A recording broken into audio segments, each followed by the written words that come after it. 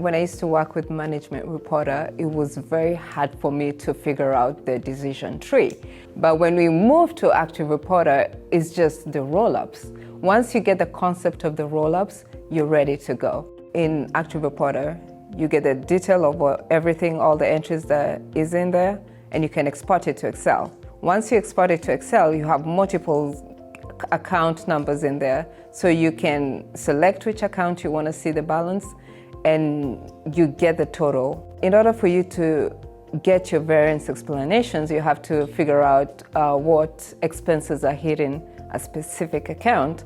So using the drill down, it's quick, and you can drill down to GP to see what entries are in there. We have two companies under one.